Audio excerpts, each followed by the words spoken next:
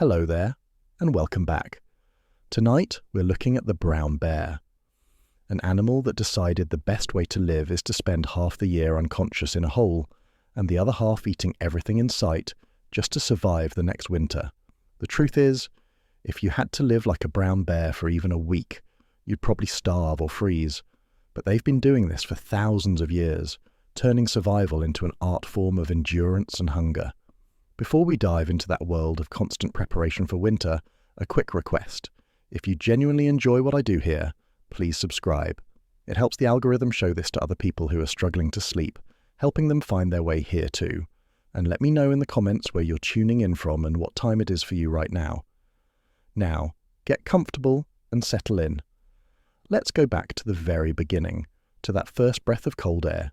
You are cold. Not the kind of cold where you pull on a sweater and complain about the heating bill, but the kind of cold that hits your lungs like a slap from an angry universe. Congratulations, you've just been born, and your first taste of existence is Arctic air that would make a penguin reconsider its life choices. Your lungs, which have never had to do actual work before, suddenly expand with all the enthusiasm of a balloon being inflated by someone who clearly has better things to do. The air is sharp, biting, and honestly a bit rude in how aggressively it announces itself to your brand new respiratory system. Here's the thing about being born as a brown bear cub, and trust me, you're going to hear a lot about how this whole experience is basically one long series of inconveniences with occasional snacks. You're about the size of a hamster, blind as a bat, and roughly as capable of independent survival as a smartphone in a washing machine. Your mother, who's been dealing with your freeloading for months, finally gets to meet you, and her first act of maternal love is essentially breathing on you to keep you from becoming a furry ice cube. How's that for a warm welcome to the world? The warmth of your mother's body isn't just nice, it's literally the only reason you're not dead right now. She's like a massive, breathing furnace that happens to produce milk, and you've just won the lottery by being pressed against this wall of life-sustaining heat. Her heart beats with the steady rhythm of someone who's done this before, a deep thump-thump that vibrates through your tiny body like the baseline of existence itself.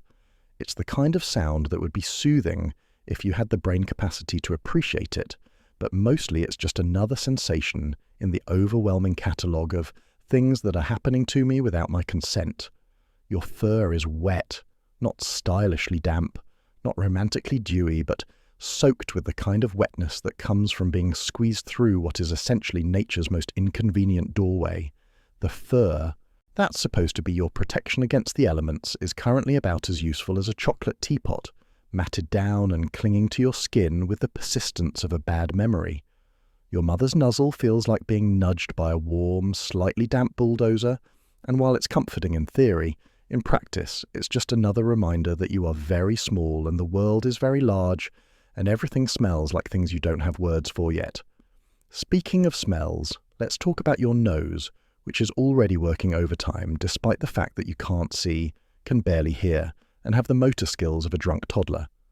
That little black button on your face isn't just decoration, it's basically a supercomputer designed to process scent molecules, and right now it's getting its first taste of what the world actually smells like. Your mother smells like safety and milk and something wild that your brain doesn't have a category for yet. The den smells like earth and dampness and the kinds of organic processes that polite society doesn't discuss at dinner parties. The ground beneath you feels like the world's least comfortable bed. The earth is cool and slightly moist, with the kind of texture that makes you understand why your mother bothered to scoop out a den instead of just giving birth on the forest floor like some kind of amateur. Your tiny claws, which are barely more than suggestions of claws at this point, scratch against the packed dirt with all the effectiveness of a butter knife trying to cut through steel. These pathetic little proto-talons are supposed to become the massive, terrifying implements that will one day help you tear apart logs and catch salmon, but right now they're about as intimidating as a kitten wearing mittens. Your mother makes sounds, deep, resonant grunts, that rumble through her chest and into your body like a conversation in a language you don't speak but somehow understand. These aren't the cute little bear sounds you might expect, but the kind of vocalizations that suggest she takes this whole motherhood thing seriously and isn't particularly interested in your opinion about the accommodations. The sounds vibrate through you, a constant reminder that you are attached to something much larger and more competent than yourself, which is both reassuring and slightly humiliating. Here's what nobody tells you about being born. It's exhausting. You've just completed what is essentially an extreme sport without any training, and now you're expected to figure out how to exist in a world that is cold, loud, smelly, and full of things that could kill you without even trying. Your body is working on pure instinct, which is fortunate because your brain is basically a collection of reflexes wrapped in hope and wet fur. The instinct to find your mother's milk is so strong it's almost embarrassing. You're like a tiny, furry, heat-seeking missile programmed to locate the nearest source of nutrition and warmth. The milk, when you finally manage to latch on, is warm and sweet, and everything your body has been desperately asking for since you arrived. It's the kind of perfect nutrition that makes you understand why mammals conquered the planet, even if right now you're about as far from world domination as it's possible to be. The milk flows into your mouth with the reliability of a well-designed system, which is exactly what it is. Millions of years of evolution have perfected this particular transaction, and you're the beneficiary of all that biological research and development. Your paws press against your mother's warm fur as you nurse, tiny appendages that will one day be powerful enough to swipe a salmon out of a rushing river or dig through frozen ground, but right now can barely support your own negligible weight against your mother's side. The fur under your paws is thick and coarse, designed to keep her warm in temperatures that would turn you into a popsicle in minutes. Every breath you take fills your lungs with air that carries the scent of pine and earth and the wildness that will become your entire world, assuming you survive the next few months of being essentially helpless in one of nature's more demanding environments.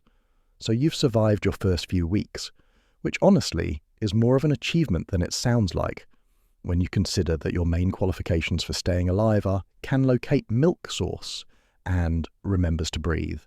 Your eyes have finally decided to join the party, which means you can now see exactly how precarious your living situation really is. Congratulations on gaining the ability to witness your own vulnerability in high definition. Your mother's milk has become the cornerstone of your existence, and if that doesn't sound pathetic enough, wait until you hear about the lengths you'll go to get it. The sweetness of your mother's milk is basically nature's way of bribing you to stay alive. It's warm, it's nourishing, and it flows into your mouth with the kind of reliability that you'll spend the rest of your life trying to recreate in other food sources. Spoiler alert, nothing will ever taste this good or be this easy to obtain ever again. This is peak dining for you, the culinary high point of your entire existence, and you don't even have to leave bed for it. Your mother's body is essentially a mobile restaurant that never closes, never runs out of your favorite dish, and never asks for a tip, which makes it the best dining experience you'll ever have. The milk itself is this perfect cocktail of fats, proteins, and sugars that your body processes like it's been waiting its whole life for exactly this combination of nutrients, which, to be fair, it has been. The warm liquid coats your throat as you swallow, and your stomach receives it like a long-lost friend returning from vacation with exactly the right gifts. Every gulp is your body basically sighing with relief that the supply chain of staying alive is still functioning, at least for now. Trust me, you're going to miss this level of food security when you're older and standing knee-deep in a freezing river trying to catch fish with your face. Your paws have graduated from barely functional stumps to small but increasingly curious appendages that seem determined to get you into trouble. The pads on the bottom of your feet are developing that rough texture that will eventually let you grip rocks and climb trees and do all sorts of impressive things, but right now they're mainly useful for feeling the cool, moist earth beneath you as you stumble around like a drunk person trying to find the bathroom in the dark. The ground has this gritty quality that gets between your toes and makes you understand why your mother spends so much time grooming herself. It's not vanity. It's basic maintenance in a world that seems designed to coat everything in dirt. The earth underneath the den has this particular consistency that's like nature's version of Play-Doh, except less colourful and more likely to contain things that used to be alive. It's cool against your paws, which is actually kind of pleasant when you consider that most of your existence so far has been about temperature regulation. too cold and you die, too hot and you're uncomfortable, and the sweet spot in between is basically where your mother happens to be at any given moment. The soil has this slightly springy quality when you press your paws into it, like it's absorbing the impact of your incredibly unimpressive weight and politely pretending that you're making some kind of meaningful dent in the world. Your claws are starting to grow, which sounds more impressive than it actually is. Right now, they're like tiny little toothpicks attached to your toes, about as threatening as a strongly worded letter from a preschooler.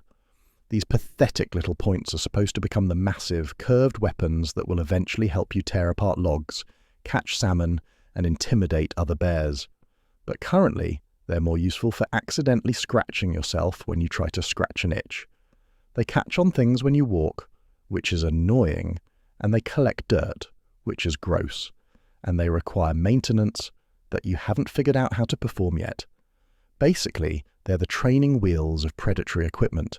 Your mother's grunts have become the soundtrack of your existence, a constant rumbling commentary on the state of the world that you're only beginning to understand.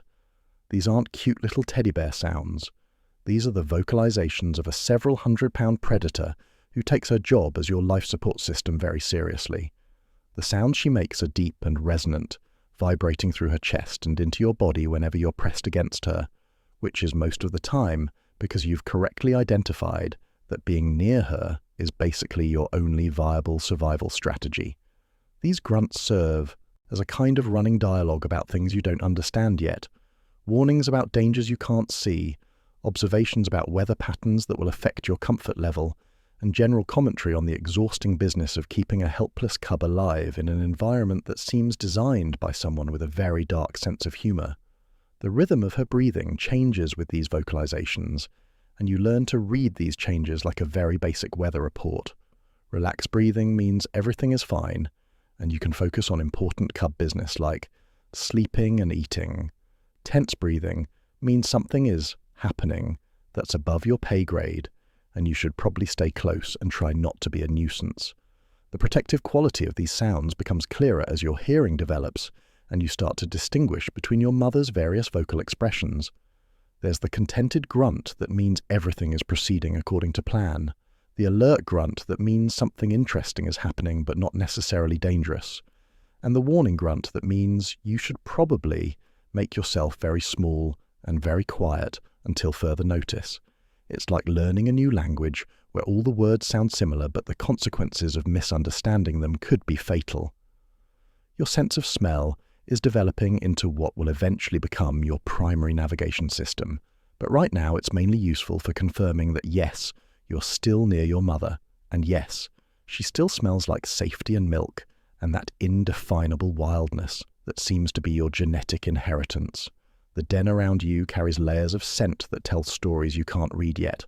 The earthy smell of soil that's been packed down by large bodies, the faint traces of previous occupants, and the ongoing olfactory diary of your mother's daily activities. Every breath brings new information that your brain is slowly learning to process. The air itself carries microscopic bits of the world outside the den, creating this constantly updating report on weather conditions, nearby animals, and the general state of the forest that you'll eventually call home. Right now, it's just an overwhelming catalogue of smells that range from pleasant to puzzling to occasionally alarming, but eventually this nose of yours will be able to detect a salmon from 20 miles away. For now, though, it's mainly good for finding your next meal, which conveniently never moves and tastes exactly the same every time. Your mother has decided it's time for your grand debut to the outside world, which is her polite way of saying, "Congratulations, you're about to discover that everything you thought you knew about cold was adorably naive." The den, which up until now has been your entire universe, suddenly feels like a cozy bunker compared to what's waiting beyond that opening. The air that drifts in from outside isn't just cold. It's the kind of cold that makes you understand why your ancestors bothered to evolve thick fur in the first place, and why some of them probably looked at this whole living in the wilderness thing and decided maybe extinction wasn't such a bad option after all. The sharp chill hits your soft skin like nature's way of saying, "Welcome to the real world, kid. Hope you brought a sweater." Except you don't have a sweater, You have some pathetic fuzz that's about as effective against the elements as wearing tissue paper in a hurricane. This isn't the manageable cold of the den, where your mother's body heat created a nice little microclimate of survivability. This is proper cold, the kind that makes your muscles tense up and your tiny body burn through calories, just trying to maintain a core temperature that won't result in you becoming a cute little bear cycle. Your mother seems completely unbothered by this temperature, which makes sense because she's essentially a walking furnace, wrapped in the kind of insulation that outdoor gear companies spend billions trying to replicate. Meanwhile, you're experiencing what can only be described as nature's most aggressive air conditioning system, and the thermostat is apparently set to character building. Every breath you take feels like inhaling tiny ice crystals that your lungs have to warm up before they're useful, turning the simple act of breathing into a full-time job that your respiratory system definitely didn't apply for. But here's the kicker. Despite the fact that this cold is basically trying to turn you into a frozen treat, you find yourself drawn to it. Not because you're some kind of masochist, but because somewhere in your genetic programming, there's this instinct that recognizes this harsh environment as home. Your lungs expand to take in more of this brutal air, and while your body is complaining loudly about the working conditions, your brain is filing away important information about what the real world actually feels like. Spoiler alert. It feels like it's trying to kill you, but in a very consistent and predictable way. The vast, open world that exists beyond your den is like stepping out of a studio apartment into a stadium, where you suddenly realize you're the size of a peanut. Everything is bigger, louder, and more complicated than anything your limited experience has prepared you for. The sky, which you're seeing for the first time, is this enormous expanse that makes you understand why some animals never bother looking up. It's genuinely overwhelming to contemplate something that large and that empty stretching endlessly in all directions. It's like nature's version of staring into the void, except the void is blue and occasionally has clouds in it. Your curiosity about this new environment wars with your perfectly reasonable instinct to retreat back into the den and wait for someone to invent central heating. But curiosity wins, because apparently you've inherited the bear equivalent of "hold my beer and watch this," which is going to be a recurring theme in your life. You find yourself tasting the earth, which sounds gross, but is actually your way of gathering information about this new environment. The soil has this gritty, mineral taste that coats your tongue and teaches you things about the local geology that you don't have the vocabulary to understand yet. The dirt in your mouth isn't just dirt. It's a complex mixture of decomposed organic matter, minerals, and the leavings of countless other creatures who've lived and died in this exact spot. It's like reading the world's most boring newspaper, except it's written in flavors instead of words, and the headlines are all variations on things that used to be alive are now part of the soil system. The texture is rough against your tongue, gritty in a way that makes you understand why your mother is always grooming herself.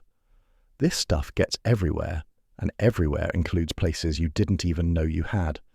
Your exploration technique at this point can best be described as stumble around and put everything in your mouth, which is about as sophisticated as it sounds.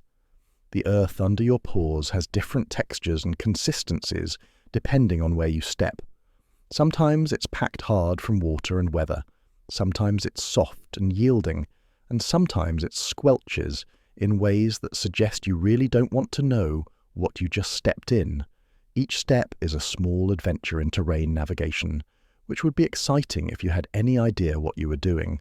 The fresh, clean scent of pine cuts through the earthier smells like nature's air freshener, except instead of making everything smell artificially pleasant, it just makes you more aware of how many different things there are to smell. Pine has this sharp, resinous quality that seems designed to wake up every scent receptor you have and remind them that they have a lot of work ahead of them. Mixed with the crispness of early morning dew, it creates this olfactory cocktail that your nose processes like a very complicated wine tasting, except instead of pretentious tasting notes, you get basic survival information about your environment. The dew itself is this delicate moisture that clings to everything, turning the world into a giant natural humidifier. It makes the air feel thick and substantial, like you're breathing liquid that hasn't quite made up its mind whether it wants to be water or air. When you breathe through your nose, which is most of the time because mouth breathing is for amateurs, you can taste the moisture in the air. It's clean and fresh in a way that makes you understand why some animals seem to spend so much time just standing around smelling things. There's genuinely a lot of information in the air if you know how to process it. This combination of pine and dew creates what can only be described as the signature scent of morning in a place where humans don't live, and your brain is busy cataloguing it as the baseline against which all other environments will be measured. It's the olfactory equivalent of a security blanket, the smell that will mean home for the rest of your life, assuming you survive long enough to develop that kind of sentimental attachment to places. The beauty of this environment isn't lost on you, even though you don't have the cognitive framework to appreciate beauty in any abstract sense. But there's something about the way the light filters through the trees, the way the air carries sounds from distances you can't even imagine, and the way everything seems to fit together in this complex, interconnected system that makes you understand why your species chose this particular corner of the world to call home. It's harsh, yes, and it's definitely trying to kill you, in a variety of creative ways, but it's also abundant and alive, and full of opportunities for creatures clever enough and tough enough to figure out how to make it work.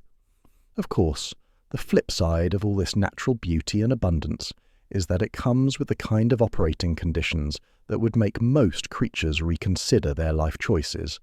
But apparently, your ancestors were the kind of animals who looked at a frozen wasteland and thought, "You know what this place needs?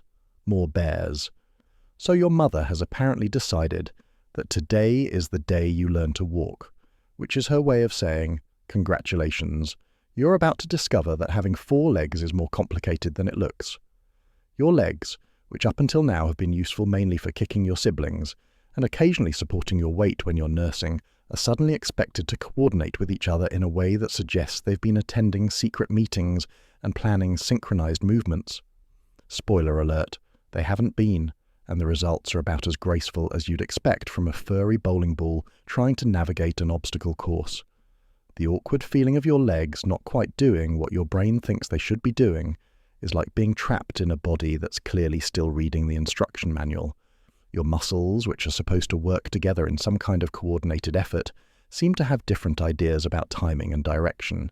It's as if each leg has been assigned a different piece of music to march to, and none of them are particularly good at keeping time. The left front leg thinks it's in charge, the right front leg has its own agenda, and your back legs are just along for the ride, occasionally chiming in with suggestions that nobody asked for. What's particularly humiliating about this whole learning to walk process is that your body weighs approximately as much as a large sandwich, and yet your legs struggle to support even that negligible burden. These are the same legs that will eventually carry several hundred pounds of adult bear through rugged terrain, but right now they can barely manage to keep you upright long enough to take 3 consecutive steps without some kind of mechanical failure. It's like trying to operate heavy machinery when you've only ever driven a bicycle, except the heavy machinery is your own body, and the consequences of operator error involve face planting into the dirt. Your first shaky steps feel like a negotiation between your brain, which has very ambitious ideas about where you'd like to go, and your legs, which seem to be operating under a completely different set of physical laws. Each step requires this careful calculation of weight distribution, momentum, and timing that your nervous system is still figuring out through trial and error. Mostly error. The ground beneath you becomes less of a surface to walk on, and more of a safety net to catch you when your coordination inevitably fails, which is approximately every 30 seconds. The coolness of the forest floor under your paws is actually a welcome sensation, mainly because it means you've successfully made contact with something solid after another spectacular display of ambulatory incompetence. The earth has this reassuring firmness that your paws can actually grip, unlike the shifting, unpredictable surface of your mother's fur or the uneven terrain of the den floor.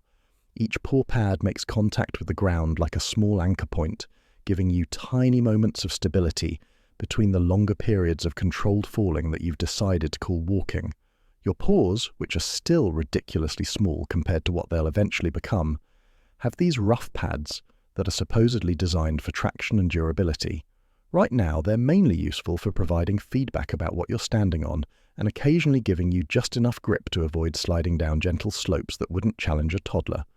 The texture of the ground changes under your paws as you move. Sometimes it's the firm, packed earth near the den, sometimes it's the softer soil under the trees, and sometimes it's the kind of mysterious, squishy stuff that you learn not to investigate too closely. Finding your balance turns out to be like trying to solve a physics problem that keeps changing its variables.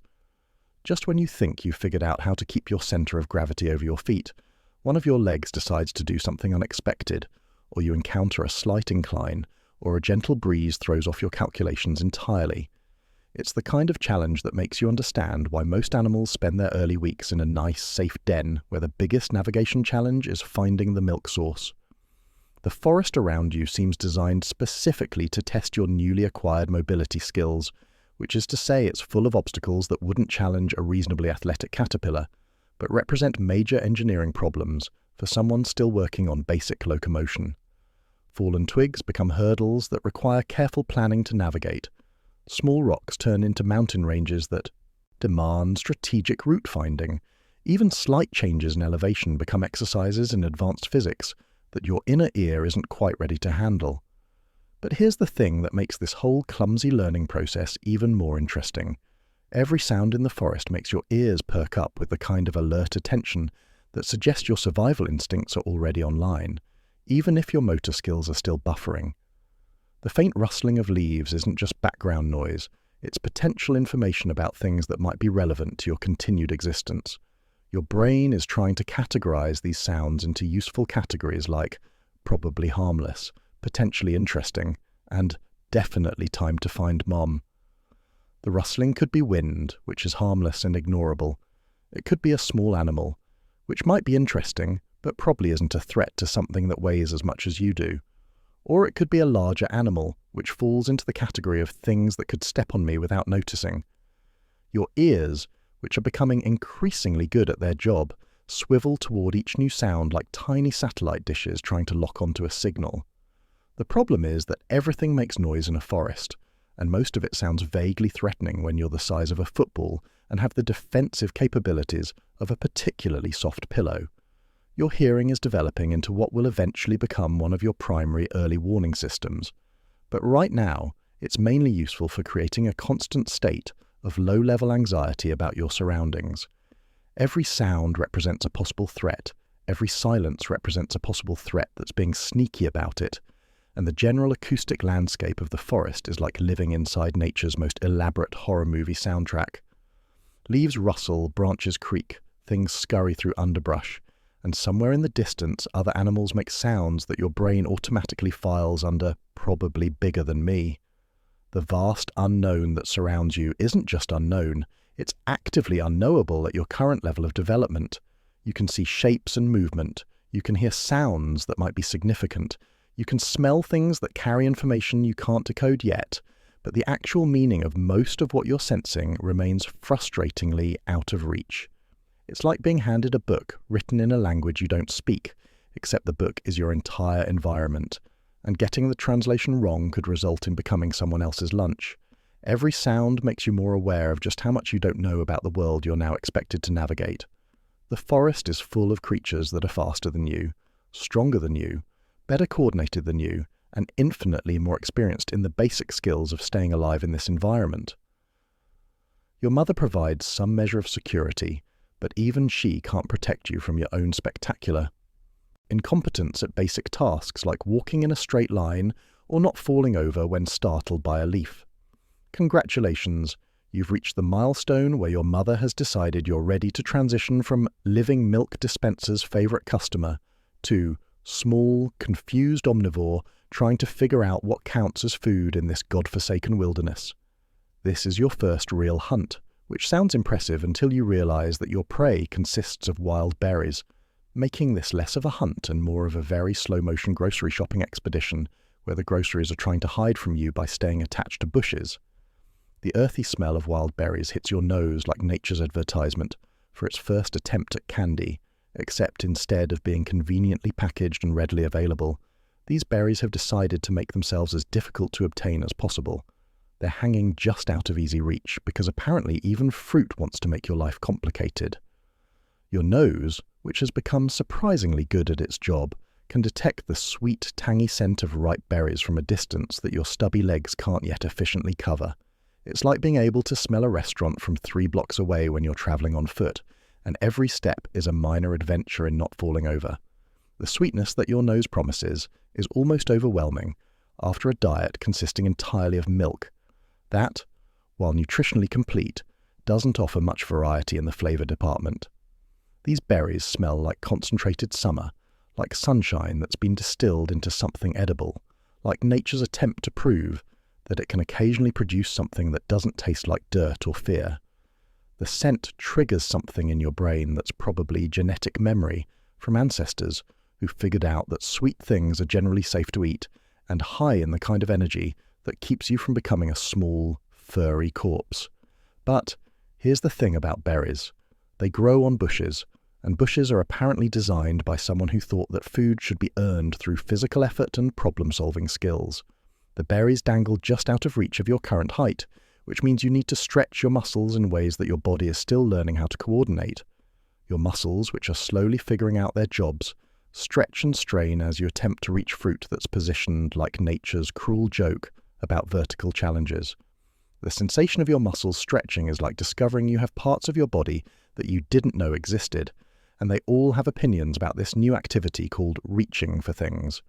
Your shoulders burn with the effort of extending your front legs upward, your back muscles complain about the unnatural posture, and your leg muscles remind you that they're still learning basic walking, let alone advanced maneuvers like standing on hind legs while grabbing fruit. It's like trying to perform gymnastics when you've barely mastered standing still. Testing your body's agility turns out to be a humbling experience when you discover that your current level of agility is somewhere between drunk penguin and shopping cart with a broken wheel. Each attempt to reach a berry cluster becomes an exercise in creative problem solving, as you try to figure out how to make your body do things it wasn't necessarily designed to do at this stage of development. You discover muscles you didn't know you had, mainly because they're now screaming at you about the working conditions. When you finally manage to grab a berry, and this is after what feels like hours of strategic planning and physical comedy, the actual eating experience is like winning a very small, very sticky lottery. The berry explodes in your mouth with a burst of sweetness that makes you understand why your ancestors bothered to evolve taste buds in the first place. It's concentrated sugar and tartness, and summer all wrapped up in a package small enough to fit in your mouth, assuming you can get it there without dropping it, or accidentally eating a leaf instead. The crunch of the berry between your teeth is surprisingly satisfying, like nature's version of bubble wrap that also happens to be nutritious. Your teeth, which are still small but becoming increasingly functional, crush the berry and release all that concentrated sweetness onto your tongue.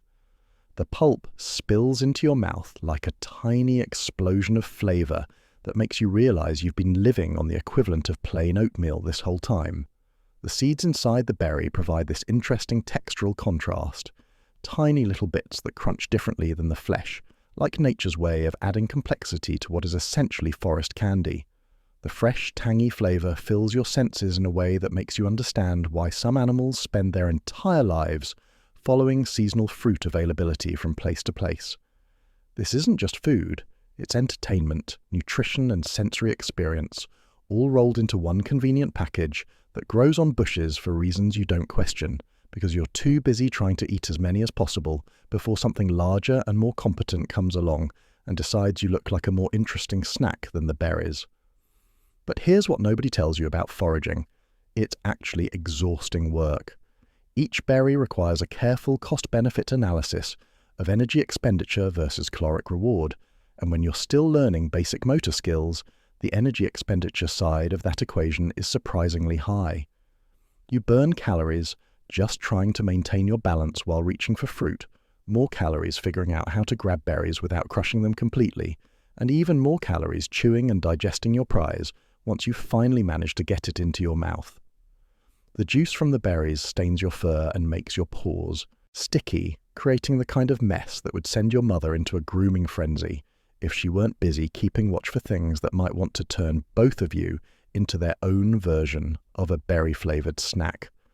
The stickiness attracts dirt and small debris, so within minutes of successful foraging, you look like you've been wrestling with the forest floor, which isn't entirely inaccurate given your current level of coordination. Your stomach, meanwhile, is trying to process this new type of food with the enthusiasm of a system that's been waiting its entire existence for something more interesting than milk to work on. The berries hit your digestive system like a small party, providing sugars and nutrients that your body immediately begins converting into the energy you'll need for more advanced activities like walking longer distances and not dying. The fibre in the berries also introduces your digestive system to the concept of roughage, which is going to be an ongoing theme in your dietary future. The whole experience of foraging teaches you that food doesn't just appear. It has to be located, obtained, and processed, and each step in that chain presents opportunities for failure. You learn that ripe berries are easier to pull off the bush than unripe ones, that some berries are higher in sugar content than others, and that timing your berry gathering expeditions correctly can mean the difference between a successful meal and standing around looking at empty bushes while your stomach complains about the working conditions. You're having a perfectly pleasant afternoon of stumbling around and occasionally succeeding at basic motor functions when suddenly the forest decides to remind you exactly how small and insignificant you really are. There's something nearby, something that makes you feel like a toy poodle who's accidentally wandered into a convention for professional wrestlers. The overwhelming size of whatever this creature is hits you like a biological reality check, making you suddenly very aware that the food chain is a real thing, and you're currently occupying a spot somewhere near the bite-sized snack category. This isn't just big in the way that your mother is big, where her size feels protective and reassuring. This is big in the way that buildings are big, or weather systems or other things that make you question the fundamental wisdom of existing as a small, soft creature in a world full of large, hard things that could accidentally end your entire existence just by not paying attention to where they're walking. The sheer mass of this animal, and let's just call it what it probably is, a moose, because your forest apparently subscribes to the go big or go home philosophy of wildlife management, creates its own gravitational field of intimidation. Your first instinct is to do what any sensible creature would do when confronted with something that could use you as a toothpick. You freeze. Not the dignified kind of freezing that suggests tactical thinking, but the kind of freezing that happens when your brain looks at the situation, throws up its hands, and decides that maybe if you don't move, the laws of physics will forget you exist. Your body goes completely still with the kind of stillness that only comes from pure, undiluted terror, mixed with the faint hope that maybe you're too small to be worth noticing. The vibrations in the ground when this creature moves are like receiving text messages through the soles of your feet, except the messages all say things like danger and maybe reconsider your life choices and remember when your biggest problem was reaching berries? Each step it takes sends tremors through the earth that you can feel in your bones, a constant reminder that something with hooves the size of dinner plates is in your general vicinity, and probably has opinions about smaller animals that get in its way. These vibrations aren't just physical sensations, they're like a seismograph reading of impending doom. When the creature shifts its weight, you feel it. When it takes a step, the ground transmits that information directly to your nervous system, like nature's early warning system.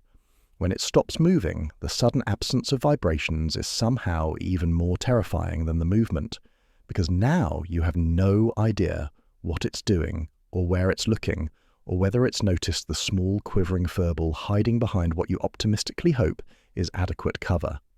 The subtle but grounding reminder of your smallness in this vast, wild world hits you with all the force of a philosophy lecture delivered by a freight train.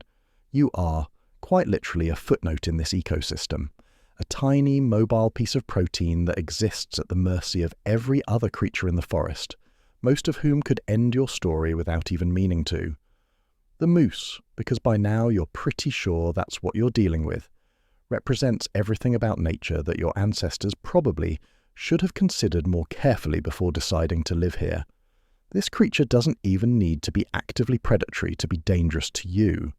It just needs to exist in the same space, walking around and doing moose things like eating plants and being impressively large, and you need to somehow navigate around it without ending up as an accidental casualty of its daily routine. It's like trying to cross a highway where all the cars are the size of houses and none of the drivers can see you, except the highway is the entire forest, and you can't just wait for a traffic light. The sharp scent of fear that fills your nostrils isn't just your own, though you're definitely contributing to the local fear scent market, but also the generalized anxiety that seems to permeate any environment where large things and small things coexist. Fear, it turns out, has a very distinctive smell, sharp, acidic, and unmistakable. It's like your body's chemical alarm. System has decided to broadcast your emotional state to every creature in a 3-mile radius, just in case they weren't already aware that something small and panicky was nearby. This fear scent is probably not helping your situation, since it essentially turns you into a walking advertisement for your own vulnerability. Any predator in the area can now smell exactly how terrified you are, which is the olfactory equivalent of wearing a sign that says "Easy Target" in large, friendly letters.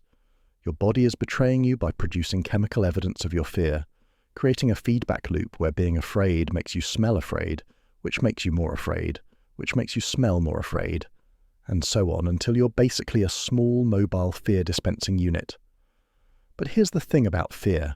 It also sharpens your senses in ways that your normal, relaxed state never could. Your hearing becomes hyperacute, picking up sounds that you would normally ignore or miss entirely. Every rustle of leaves, every crack of a twig, every shift in the wind becomes potentially significant information. Your nose works overtime, processing scents and trying to build a 3-dimensional map of threats in your immediate vicinity. Your eyes dart around, trying to track movement and identify escape routes and assess whether that shadow over there is just a shadow or something that might want to eat you. Your body instinctively goes still as you try to assess the situation, which involves the kind of rapid-fire decision-making that your brain definitely didn't train for. Do you run? Do you hide? Do you try to back away slowly? Do you just lie down and hope the moose mistakes you for a particularly furry rock? Each option seems to have significant drawbacks, mainly involving the possibility of drawing attention to yourself or moving in ways that might trigger whatever predatory instincts this massive creature might have.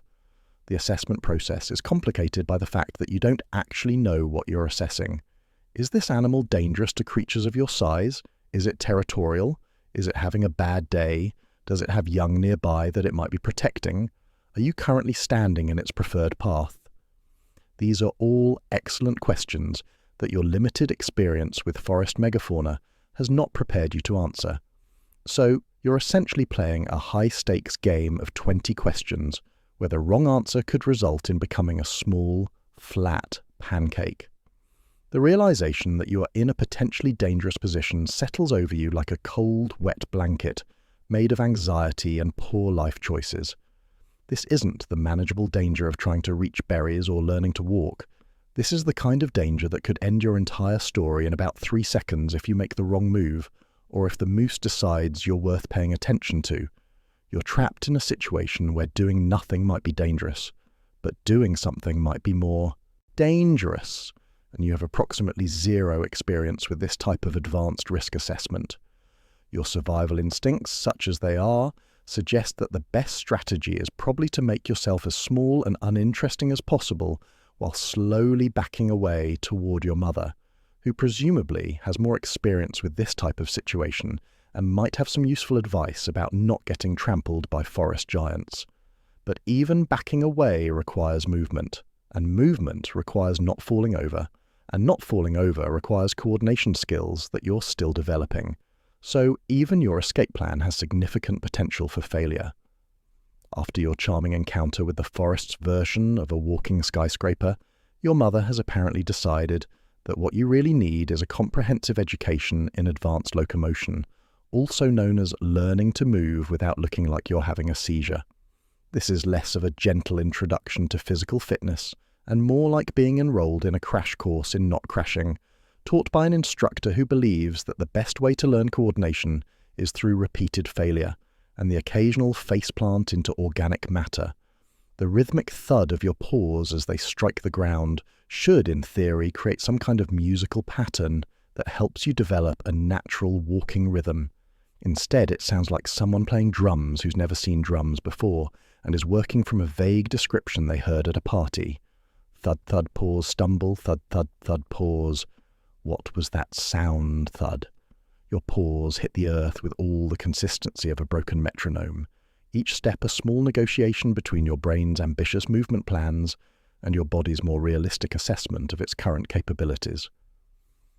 The beating of your heart, which is supposed to provide some kind of steady tempo for this whole coordination exercise, ends up being more like an anxiety-driven percussion section that speeds up whenever you attempt anything more challenging than standing still. Your heart rate increases with each attempt to master basic locomotion, not because walking is aerobically demanding, but because your cardiovascular system has correctly identified that you are spectacularly bad at this and is preparing for the inevitable medical emergency that will result from your attempts to navigate terrain that wouldn't challenge a moderately drunk toddler. Growing accustomed to your stride would be easier if your stride bore any resemblance to an actual stride, rather than what can only be described as controlled falling with occasional moments of accidental balance. Each step teaches you something new about the complex relationship between momentum, gravity, and your personal limitations. Your stride, such as it is, changes from moment to moment as your body tries different approaches to the problem of forward motion. Sometimes you're taking quick, nervous steps like a wind-up toy running out of energy. Sometimes you attempt longer, more confident strides that inevitably end in spectacular displays of poor planning. Your muscles, meanwhile, are getting their first real introduction to the concept of sustained physical activity, and they have opinions about the working conditions. The gentle stretch of your joints as your body learns the movement patterns required for walking, climbing, and running feels like someone is slowly tuning a guitar that's made of meat and has never been properly maintained. Each joint has to figure out its optimal range of motion, while also coordinating with every other joint in a complex dance of mechanical engineering that your body is still reading the manual for. Learning to climb introduces you to the concept of three-dimensional problem-solving, where the wrong answer to which paw goes where can result in you becoming intimately acquainted with the forest floor from an unplanned perspective. Climbing requires you to think about weight distribution, grip strength, and route planning, all while your inner ear is still figuring out which way is up, and your muscles are filing formal complaints about these new job requirements. Each attempt to scale a fallen log or navigate a small incline becomes an exercise in creative physics. Reaching for things turns out to be surprisingly complex when you factor in concepts like balance and coordination and not falling over while attempting to grab something. Your brain sends signals to your limbs with instructions like extend paw toward interesting object. But by the time these instructions reach your actual paw, they've been interpreted as flail wildly in the general direction of the thing while simultaneously losing your balance. The gap between intention and execution is wide enough to drive a truck through, assuming the truck is also having coordination problems. Running is still more theoretical than practical at this stage, but your body is beginning to understand the basic concept, even if the implementation needs work. Running, it turns out, is just walking, but faster, and with more opportunities for catastrophic failure. Your muscles are starting to develop the explosive power that will eventually let you sprint away from danger or toward food, but right now, they're mainly good for producing short bursts of uncontrolled acceleration that usually end with you stopping much more suddenly than you intended. Each motion helps ground you in your growing strength, which is a poetic way of saying that every time you don't fall over, you gain a small amount of confidence in your body's ability to keep you alive. Your strength is developing in fits and starts, like a construction project, where the workers keep forgetting what they're building. Some days, your muscles feel capable and responsive, ready to take on the challenges of basic movement. Other days, they feel like they're made of pudding and held together with wishful thinking. The crunch of dry leaves and twigs beneath you creates a constant soundtrack to your learning process, like nature's way of keeping score of your attempts at coordination. Every footstep produces a different sound depending on what you're stepping on, how much weight you're putting on that foot, and whether you're currently in the process of losing your balance. Dry leaves crackle and crumble under your paws with a satisfying sound that at least confirms you're making contact with the ground, even if that contact isn't always intentional. The twigs present more challenging terrain, since they can roll underfoot or snap unexpectedly, creating small surprises that test your ability to adapt your movement in real time. Learning to navigate uneven surfaces covered with organic debris is like taking a crash course in advanced balance, while also learning to expect the unexpected. Every step could be on solid ground, or on something that moves, or on something that breaks, or on something that's hiding something else that you really don't want to step on. Each stumble becomes a learning experience in the most literal sense, providing immediate feedback about what works and what doesn't in the complex world of bear locomotion. The ground provides honest, if sometimes painful, feedback about your movement choices. Step wrong, and you get immediate notification in the form of gravity doing its job with ruthless efficiency. The terrain doesn't lie or offer participation trophies. It simply responds to your attempts at navigation with physics. But here's the thing about learning to move properly. Every small victory builds on the previous ones, creating a gradually improving system of muscle memory and coordination that will eventually become automatic. Each successful step teaches your nervous system something about timing and balance. Each successful climb reinforces the neural pathways that control complex movement. Each time you reach for something without falling over, your brain files that success away as evidence that maybe this whole being a mobile creature thing isn't completely impossible. The forest floor, with its variety of textures, elevations, and obstacles, becomes your training ground for developing the movement skills that will define the rest of your life.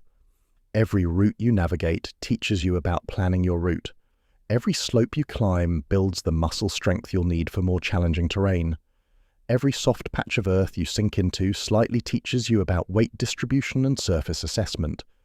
It's like attending the world's most comprehensive and unforgiving physical therapy program, except the instructors are all inanimate objects and the curriculum is "Don't die." Congratulations, you've reached full growth, which sounds like an achievement until you realize that full growth for a brown bear means you're now carrying around several hundred pounds of muscle, bone, and attitude in a package that still occasionally forgets how to navigate doorways that don't exist in nature anyway.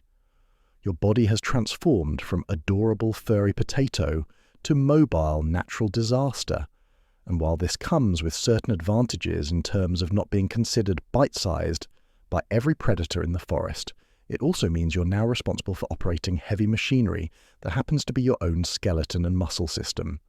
The weight of your body is something you're still getting used to, like wearing a suit of armor made entirely of yourself.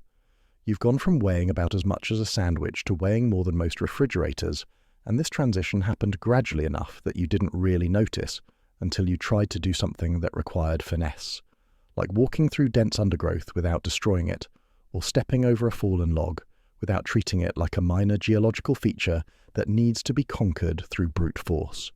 Your muscles are strong and powerful in the way that earth-moving equipment is strong and powerful, which is to say they're excellent at moving large amounts of mass but not particularly good at delicate operations. You can now dig through frozen ground like it's made of cake, swipe salmon out of rushing water with the casual efficiency of a fur-covered fishing net, and generally move through the world with a kind of confidence that comes from knowing you outweigh most of your problems. But ask those same muscles to perform tasks requiring subtlety, like not breaking things you're trying to examine, or moving quietly through areas where stealth might be advantageous. And suddenly you're like a steamroller trying to perform brain surgery. The coordination between your brain and this new, larger version of yourself sometimes feels like there's a significant lag in the communication system, as if your nervous system is still running on the software designed for a much smaller animal. Your brain sends a signal that says, "Take a small step to the left." But by the time that message reaches your legs, it's been interpreted as relocate your entire body mass 3 feet to the left with the enthusiasm of a landslide. This disconnect leads to frequent overcorrection, where you're constantly adjusting for movements that turned out to be larger than intended. Sometimes your body feels clumsy in ways that are genuinely embarrassing for an apex predator. You'll be walking through the forest, feeling confident and powerful when you encounter a situation that requires precision, like stepping between 2 closely spaced trees or navigating around a delicate wildflower that you have no particular desire to obliterate. And suddenly you're moving with all the grace of a forklift trying to thread a needle. Your paws, which are now roughly the size of dinner plates, have difficulty with concepts like gentle contact and measured pressure. The scent of your own fur has become a constant reminder of your new status in the ecosystem. You smell like sweat and wildness and the kind of musk that announces to every other creature in a 5-mile radius that something large and competent is in the neighborhood. Your fur has developed this thick, oily quality that sheds water and collects the scents of everywhere you've been, creating a mobile olfactory diary of your daily activities. Trust me, you don't want to know what that smells like after a week of serious foraging and inadequate grooming opportunities. This scent isn't just about marking your presence. It's about advertising your capabilities to potential competitors and your availability to potential mates, neither of which are particularly romantic when you break it down to the basic biological functions involved. Your body is essentially broadcasting a chemical resume that lists your accomplishments, your health status, and your general fitness for survival in an environment that's constantly trying to eliminate the unworthy. The wildness in your scent is like carrying around a business card that says professional survivor in a language that every animal understands instinctively. The vibrations of your paws hitting the earth now carry real authority, creating seismic evidence of your passage that smaller animals can feel from considerable distances. When you walk, the ground actually responds to your presence in ways that would have seemed impossible when you were small enough to ride on your mother's back. Each step sends vibrations through the soil that announce your approach to every creature with its ear to the ground, which is basically everyone in the forest who has any interest in not being surprised by large predators. Your footsteps create this rhythmic pulse that becomes the baseline of your existence, a constant percussion section that follows you everywhere and serves as a reminder of your new mass and the responsibility that comes with it. The sound of your paws striking the earth is no longer the soft patter of a creature trying not to be noticed, but the deliberate thud of something that has earned its place in the ecosystem through sheer size and competence. It's like walking around with your own personal drum section, except the drums are the ground and the drumsticks are your feet. This rhythmic pulse of your movement becomes oddly comforting after a while, like having a heartbeat you can hear externally. The steady thud, thud, thud of your paws creates a meditative rhythm that helps you settle into the long-distance travel that's now a regular part of your life. Your territory is measured in miles now, not yards, and covering that kind of distance requires the kind of sustainable pace that your body is finally large enough to maintain without exhausting itself. But here's the thing about being this size. You're now big enough that you have to think about your impact on the environment in ways that never occurred to you when you were small enough to hide under a moderately sized fern. Your movements through the forest leave traces that persist long after you've passed through.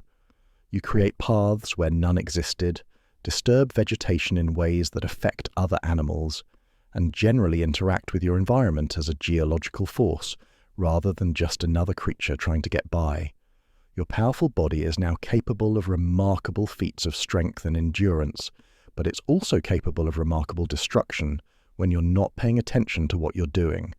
You can accidentally damage the very resources you depend on if you're not careful about how you forage, where you sleep, and how you move through sensitive areas. Being this strong means learning restraint, which is a concept that your ancestors apparently figured out through trial and error, mostly error. The responsibility of operating this much physical power extends to your interactions with other animals, who now treat you with the kind of wary respect usually reserved for natural phenomena. Smaller creatures get out of your way not because they're afraid of your intentions, but because they're afraid of your potential for accidental harm. You're like a walking reminder of the laws of physics, specifically the law that states that objects in motion tend to crush smaller objects that don't move out of the way quickly enough. Your body has become a precision instrument disguised as a blunt instrument, capable of incredible subtlety when properly controlled, but potentially devastating when your attention wanders or your coordination falters. Learning to live in this new body is like learning to drive a tank on roads designed for bicycles. Technically possible, but requiring constant awareness of your size, speed, and momentum. Welcome to the never-ending cycle of survival, also known as the daily grind of being a biological machine that requires constant feeding or it stops working.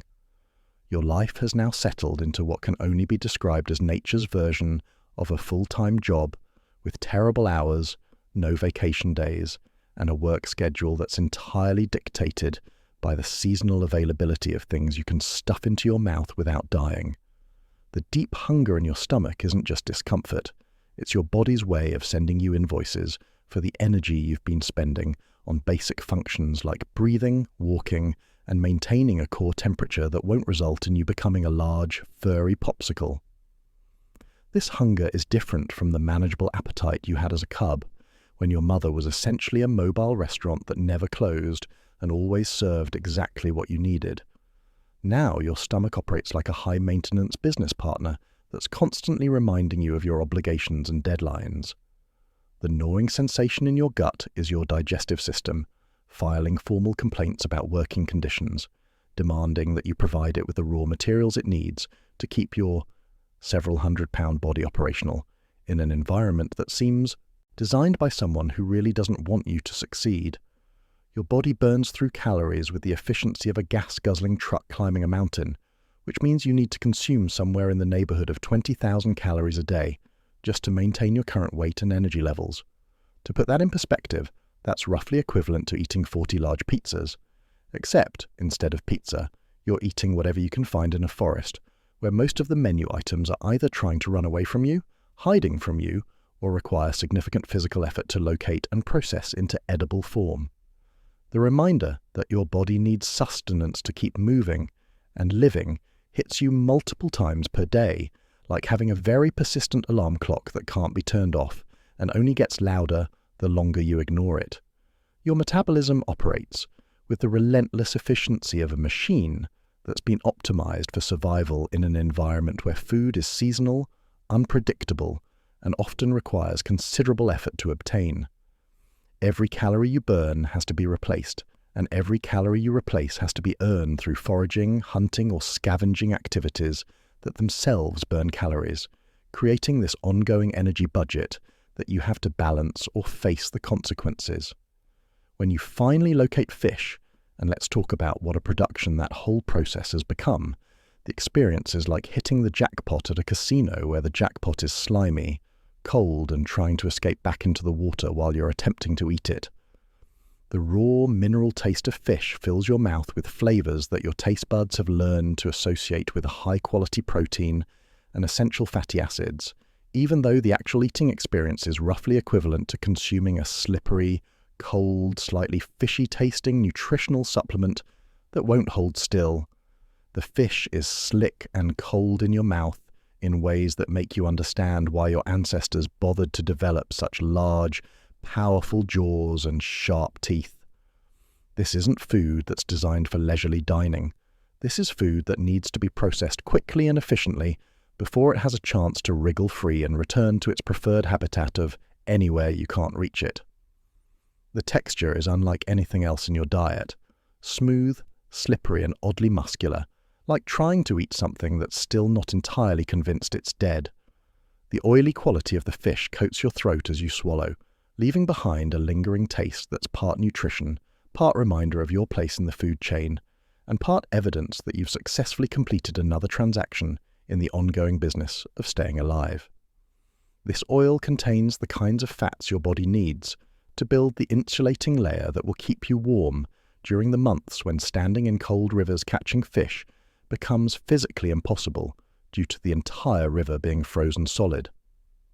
Your hunger, temporarily satiated by this successful fishing expedition, settles into the kind of satisfied quiet that your stomach produces when it's received adequate supplies and can stop sending urgent memos to your brain about the need for immediate food acquisition.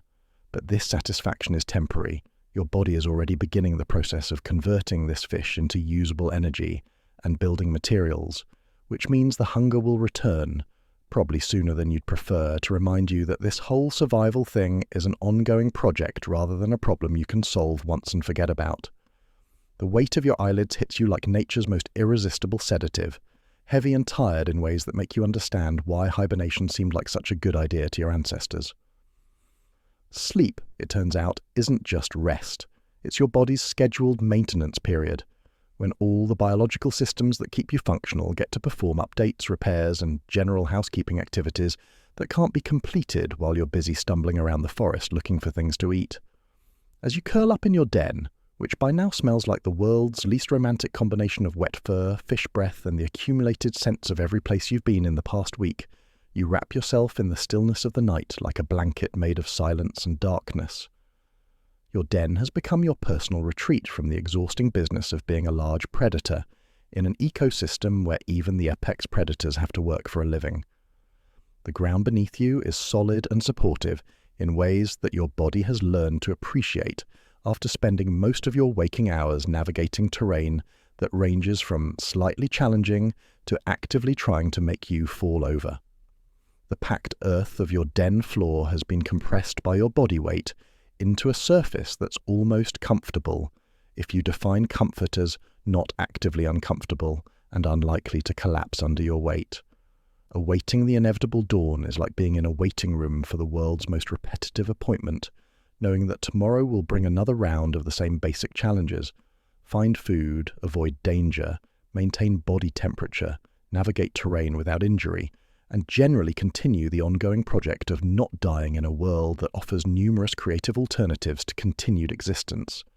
The dawn will arrive whether you're ready for it or not, bringing with it another day of the relentless cycle of survival that defines your existence as a creature whose primary job description is be large, be strong, and be alive tomorrow. Winter arrives like nature's way of announcing that the relatively manageable challenges of spring, summer, and fall were just the opening act for the main event. Several months of weather conditions that make you question every life choice your evolutionary ancestors ever made. The crushing cold of the snow isn't just uncomfortable. It's the kind of cold that bites at your fur and numbs your paws in ways that make you understand why some animals looked at this whole living in climates with actual seasons thing and decided maybe tropical beaches weren't such a bad idea after all. This snow isn't the charming, picturesque stuff that looks nice on holiday cards. This is serious snow, the kind that accumulates in deep drifts that you have to wade through like frozen quicksand, except quicksand that also happens to be the temperature of malicious ice cream. Each step through this white nightmare requires you to lift your paws high enough to clear the snow depth, which means every movement becomes a high-stepping march that burns calories you can't really afford to lose during a season when the local food supply has essentially shut down for the duration. The way the snow bites at your fur is like having tiny frozen teeth constantly nibbling at your insulation, testing the limits of your winter coat's ability to keep your core temperature somewhere in the range of alive rather than decorative lawn ornament. Your fur, which seemed perfectly adequate during warmer months, now feels like wearing a wool sweater to a blizzard. Technically insulation, but not nearly enough insulation for the job at hand. The cold finds every gap in your coat, every spot where the fur isn't quite thick enough, and reminds you that winter doesn't care about your comfort level. Your paws, which have to maintain contact with the frozen ground whether you like it or not, go numb in ways that make walking feel like trying to navigate on 4 blocks of wood that used to be your feet. The numbness isn't just uncomfortable, it's dangerous, because numb paws can't provide reliable feedback about terrain, traction, or whether you're stepping on something that might cause problems. You're essentially walking around on natural anesthesia, which would be pleasant if you didn't need those paws to function properly for basic activities, like not falling over. Moving through the deep white silence of winter is like travelling through a world where all the sounds have been muffled by nature's most thorough noise-cancelling system. The snow absorbs sound in ways that make the forest feel eerily quiet, as if someone has turned down the volume on the entire ecosystem. Your own breathing becomes louder and more noticeable in this acoustic vacuum, creating a rhythm of visible breath clouds that serve as a constant reminder of exactly how cold it really is out here. This silence isn't peaceful. It's the silence of a world where most of the normal sounds have been eliminated because the creatures that usually make them have either left town for the winter or gone underground to wait out the weather in more sensible accommodations. The absence of bird calls, insect activity, and the general background noise of an active ecosystem creates an atmosphere that feels less like nature and more like being inside a very large, very cold storage unit. But here's where your evolutionary programming finally starts to pay off. The weight of sleep hits you like nature's most effective knockout drug, a deep, warm sensation that overwhelms your body with the promise of escape from this frozen hellscape. Sleep during winter isn't just rest. It's your body's way of saying, you know what, let's just skip this whole season and wake up when it's over. This isn't the light, refreshing sleep of warmer months, but the kind of deep, hibernation-level unconsciousness that would make a narcoleptic jealous. Your body prepares for hibernation like it's preparing for a very long, very boring space mission where you're both the passenger and the life support system. Every biological function that isn't absolutely essential for maintaining basic life processes gets turned off or turned down to conserve energy for the months ahead. Your heart rate slows to a rhythm that would concern a doctor if doctors made house calls to bear dens.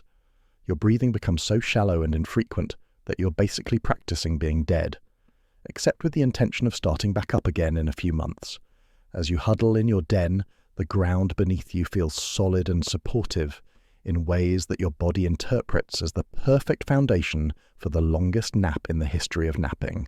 The earth has been packed down by your repeated use into a surface that's almost comfortable, assuming your definition of comfortable has been adjusted for sleeping on dirt for 3 to 5 months straight. The den walls provide protection from wind and drifting snow, creating a microclimate that's merely freezing rather than actively trying to turn you into a bear-shaped ice sculpture. The world outside your den is frozen and still in ways that make you appreciate the wisdom of your ancestors who figured out that the best way to deal with winter is to simply not participate in it. Everything outside is locked in a state of suspended animation. Trees standing like frozen sentinels, streams converted to solid ice, and the general landscape transformed into a crystalline wasteland that looks beautiful from a distance, but up close reveals itself to be nature's attempt at creating the world's largest outdoor freezer. Your den becomes your entire world for the duration of winter, a small bubble of relative warmth and safety in an environment that has temporarily become hostile to most forms of life. The stillness inside your den is different from the muffled quiet of the snow-covered forest. It's the stillness of a space where time moves differently, where days and nights blur together into one long, dreamless sleep, punctuated occasionally by brief moments of semi-consciousness that remind you that yes, you're still alive, and no, it's not spring yet. The quiet rhythm of your breathing, slow and steady, becomes the only sound in your small world, a metronome marking time until the weather outside becomes survivable again. Your breath creates small puffs of vapor inside the den, visible proof that your life support systems are still running, even though they have switched to emergency power mode. Each breath is an act of faith that your body knows what it's doing, that this involuntary shutdown will actually work, and that you'll wake up when the snow melts rather than becoming part of the landscape. Drifting in and out of hibernation is like being in the world's most boring waiting room, where the magazines are all about metabolism, and the only entertainment is the occasional dream about warmer weather and abundant food sources. Your consciousness flickers on and off like a light switch operated by someone who can't make up their mind, creating brief moments of awareness surrounded by vast stretches of biological downtime, where your body handles all the important business of staying alive without consulting your conscious mind. Spring has finally arrived, which means you get to wake up from your months-long dirt nap to discover that while you were unconscious, another bear has apparently decided that your territory would make an excellent addition to their real estate portfolio. Welcome to the wonderful world of property disputes, bear style, where the conflict resolution process involves a lot of intimidating posturing, aggressive vocalizations, and the occasional physical altercation that makes professional wrestling look like a polite disagreement about library fines. The crackle of leaves underfoot as you approach this territorial trespasser sounds like nature's version of a drum roll announcing the main event at the world's most violent neighborhood association meeting. Each step you take produces this satisfying crunch that would be pleasant if you weren't walking toward a confrontation with another several hundred-pound predator who has apparently spent the winter thinking about how much they'd like to expand their living space into areas that you consider your personal hunting grounds and berry-picking territories. These aren't just any leaves crackling under your paws. These are the leaves that have been accumulating in your territory while you were hibernating, creating a carpet of organic matter that announces your approach to any creature with functional hearing. The sound carries information about your size, your weight, and your current mood, which at the moment can best be described as recently awakened from hibernation and not particularly interested in sharing resources with uninvited guests. You can feel the vibrations of the other bear's movements echo through the earth like a seismic early warning system, providing real-time updates on the location and activity level of your potential opponent. Each step they take sends tremors through the ground that your paws can detect, creating a kind of natural sonar system that lets you track their movements even when they're not visible. These vibrations tell a story about size, weight, and confidence level, information that your brain automatically processes to determine whether this is going to be a brief territorial discussion or a more extended negotiation involving claws and teeth. The ground beneath your paws serves as nature's telegraph system, transmitting mechanical information about everything that's happening in your immediate area. When the other bear shifts their weight, you feel it. When they take a step, the vibration travels through the soil and into your nervous system. When they stop moving, the sudden absence of vibrations creates its own kind of information, suggesting either that they're preparing for action or that they've decided discretion is the better part of valor and are reconsidering their territorial ambitions. The scent of adrenaline fills the air like nature's version of smelling salts, sharp and pungent in ways that make your entire nervous system snap to attention and begin preparing for the kind of physical activity that your body hasn't had to perform since before hibernation. This isn't your adrenaline. Well, not entirely, but the combined chemical output of two large predators whose endocrine systems have correctly identified that a potentially dangerous situation is developing and have begun flooding their respective bloodstreams with the biochemical tools necessary for fight or flight responses.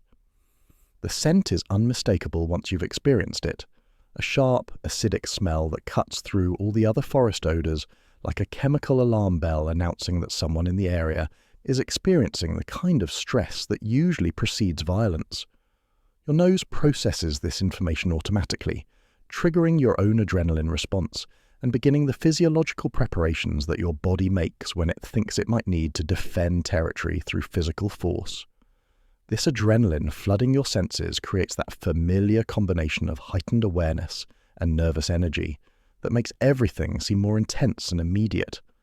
Your heart rate increases, your breathing becomes more rapid and shallow, and your muscles begin the process of preparing for explosive action.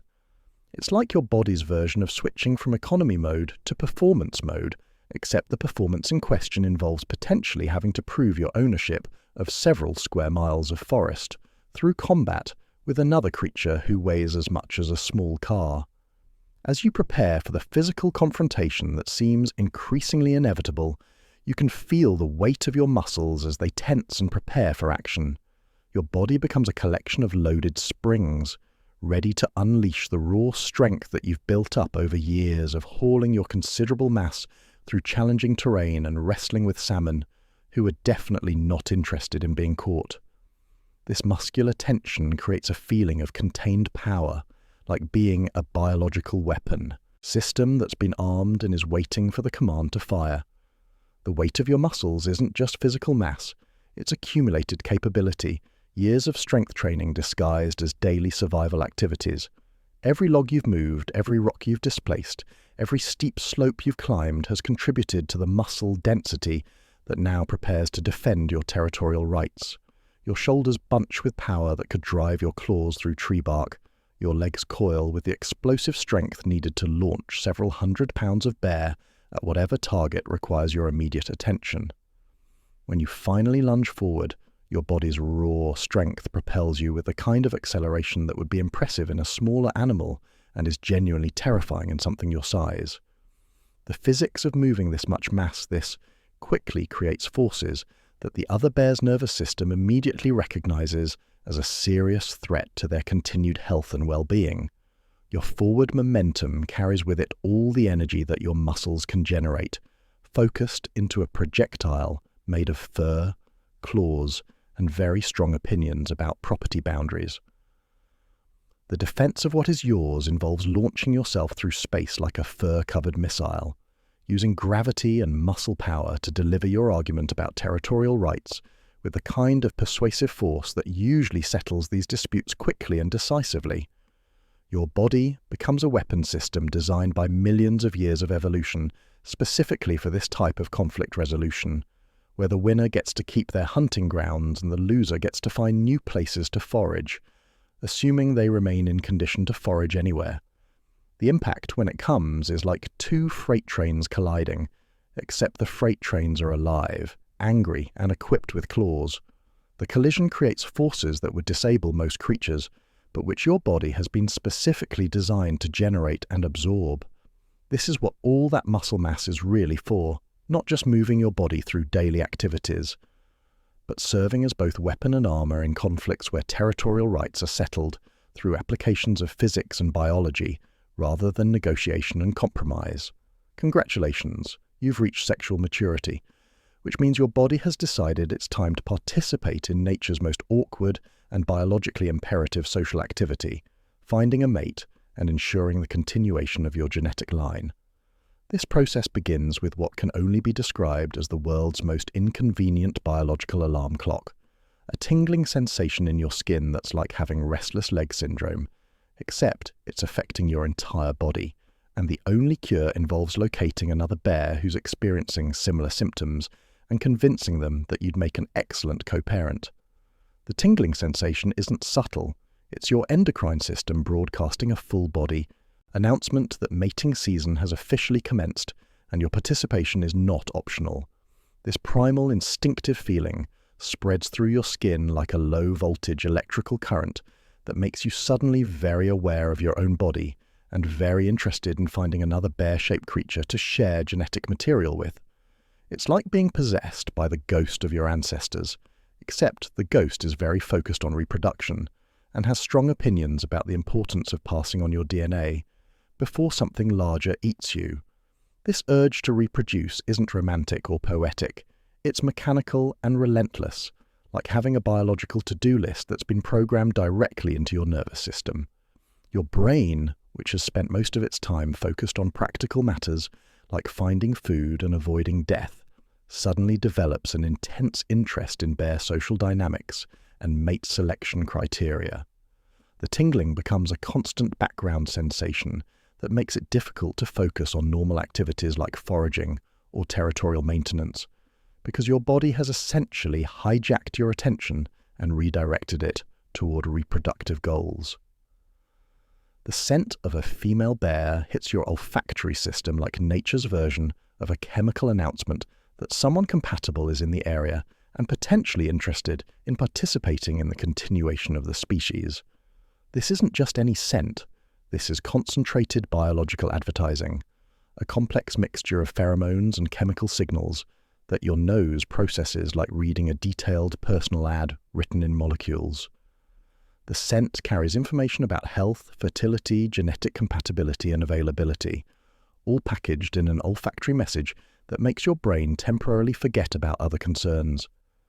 This female scent is subtle but overpowering in the way that only biological imperatives can be, flooding your senses with information that your rational mind doesn't fully understand, but your instinctive programming recognizes immediately as significant.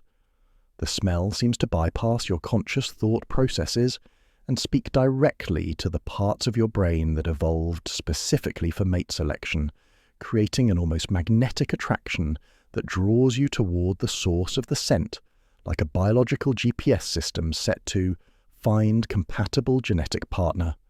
Her presence fills your senses in ways that make you understand why your ancestors bothered to develop such sophisticated scent processing capabilities in the first place. Every breath brings new details about her location, her movement patterns, and her current physiological state, creating a constant stream of updates that your brain processes automatically while your conscious mind tries to figure out appropriate courtship behavior for creatures who don't traditionally engage in small talk or dinner dates.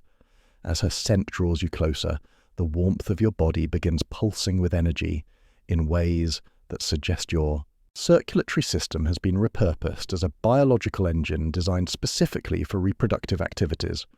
Your heart rate increases, not from fear or exertion, but from the kind of physiological preparation that your body makes when it thinks it might need to perform physical activities that require coordination, stamina, and a significant energy investment. This warmth spreads through your body like internal central heating that's been turned up for a special occasion. The energy pulsing through your system creates a feeling of vitality and purpose that's different from the energy you use for hunting, foraging, or territorial defense. This is specialized energy, designed by millions of years of evolution specifically for the complex physical and social activities involved in mate selection and reproduction. Your muscles feel more responsive, your senses become more acute, and your general awareness of your environment shifts to include detailed attention to the behavioral cues and social signals that will determine whether this encounter results in successful mating. Beginning the physical dance of courtship involves a series of behaviors that your DNA apparently programmed without consulting your conscious mind about whether you'd be comfortable performing elaborate ritualistic movements designed to demonstrate your fitness as a potential mate. Every movement becomes purposeful in ways that feel both natural and slightly ridiculous, as if you're participating in a choreographed performance where you know the steps instinctively but haven't had time to rehearse. This courtship behavior transforms your normal bear activities into a complex social interaction where every action carries meaning about your health, strength, genetic quality, and suitability as a reproductive partner. Walking becomes strutting, normal vocalizations become displays of vocal range and lung capacity, and routine physical activities become demonstrations of coordination and muscular development. You're essentially performing a live audition for the role of father to the next generation, where the interviewer is another bear whose selection criteria have been refined by evolutionary pressure over millions of years. The dance of courtship requires you to balance showing interest without appearing desperate, demonstrating strength without seeming aggressive, and displaying genetic fitness while also being attentive to her responses and comfort level. Every movement is both instinctive and calculated, designed to communicate complex information about your desirability as a mate, while also gathering information about her interest level and receptivity to your advances. Your body language during this courtship process becomes a form of communication that operates on frequencies your conscious mind doesn't fully understand, but your reproductive programming recognizes as essential for successful mate selection. Posture, movement patterns, proximity, and timing all become variables in a complex equation where the solution determines whether your genetic line continues or whether you'll need to find another potential mate and start this whole exhausting process over again. The purposefulness of every movement during courtship creates a sense of participating in something larger than your individual survival. You're now representing your entire evolutionary lineage in a performance designed to convince another creature that your genes would make valuable contributions to the next generation. It's like being both the product and the salesperson in nature's most important transaction, where the currency is genetic material and the stakes are the continuation of everything your ancestors worked to pass down to you. So, you've successfully completed the courtship process, which essentially means you've convinced another bear that your genetic material would make a valuable addition to the next generation's DNA pool. And now, you get to experience the aftermath of nature's most exhausting social interaction. The heaviness of your body settles over you like a biological anvil, exhausted in ways that make you understand why most animals don't engage in reproductive activities as a recreational hobby. Your muscles, which just finished performing what can only be described as the world's most strenuous interpretive dance, now feel like they've been used to move furniture for several hours without adequate hydration or rest breaks. This exhaustion isn't the pleasant tiredness that comes from a successful day of foraging or the satisfied fatigue that follows a good territorial dispute. This is the kind of bone-deep weariness that comes from your body, having just invested a significant portion of its energy reserves in an activity that evolution considers so important that your muscles are apparently willing to sacrifice their comfort for the greater good of genetic continuation. Every part of your body feels like it's filed a formal complaint about working conditions and is now expecting some kind of comprehensive recovery period. The physical aftermath of mating leaves you feeling like you've just completed a marathon that nobody told you you'd signed up for, except instead of getting a medal at the end, you get the privilege of knowing that your DNA might be passed on to the next generation, assuming everything goes according to the biological plan that your ancestors spent millions of years perfecting. Your body has essentially just made a massive energy investment in the future, and now it's time to deal with the immediate consequences of that investment, which mainly involve feeling like you've been run over by a truck made of hormones and evolutionary imperatives. But here's where the reality of successful reproduction really sets in. The weight of responsibility settles onto your shoulders like nature's version of a mortgage payment that lasts for the next several years of your life. You've just potentially created new life, which means you're now responsible for ensuring that this new life survives long enough to create its own new life, continuing the chain of biological responsibility that stretches back to your earliest ancestors and forward to descendants you'll probably never meet, but whose survival depends on your current performance as a parent. This responsibility isn't abstract or philosophical. It's immediate and practical, involving the day-to-day business of keeping small, helpless creatures alive in an environment that's actively trying to eliminate them through cold, predation, starvation, disease, and various other creative methods that nature has developed for removing the unworthy from the gene pool. You've essentially just signed up to be a life support system for creatures who will spend their first several months being completely dependent on your ability to provide food, warmth, protection, and basic survival training. The quiet murmurs of your cubs, when they finally arrive, fill the air with the kind of sounds that trigger every protective instinct your DNA has programmed into your nervous system. These aren't the confident vocalizations of adult bears conducting important territorial business. These are the tiny voices of creatures who have no idea how dangerous the world is and are counting on you to figure out how to keep them alive long enough for them to develop their own survival skills. Their voices carry the helpless trust of creatures who have evolved to be absolutely certain that their parent will know what to do, even when you're not entirely sure you know what to do yourself. These murmurs represent new life that will one day carry your essence into the world, assuming you don't accidentally kill them through inexperience or let them get eaten by something larger, while you're distracted by your own survival needs. The sounds they make are designed by evolution to trigger your parental responses, creating an immediate emotional and biological bond that ensures you'll prioritize their survival even when it conflicts with your own comfort or convenience. It's like having a biological alarm system that never turns off and only gets louder when the cubs are hungry, cold, scared, or in need of any other form of parental attention. The responsibility of keeping these cubs alive transforms every aspect of your daily routine from how do I survive another day to how do I survive another day, while also keeping several small, incompetent creatures alive who have no survival skills and whose main talents involve making noise and being delicious to predators. Your foraging now has to account for the additional calories you'll need to produce milk. Your territorial awareness has to expand to include threats that might target your offspring, and your risk assessment has to factor in the vulnerability of creatures who can't run, fight, or hide effectively. The softness of their fur as you nuzzle them close is like touching concentrated vulnerability, delicate and fragile in ways that make you acutely aware of how many things could go wrong in their early development.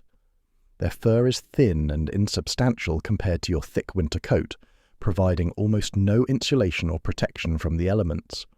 When you touch them, you're essentially making contact with creatures who are completely dependent on your body heat for temperature regulation, your vigilance for protection from predators, and your knowledge for learning how to exist in an environment that doesn't particularly care whether they survive or not.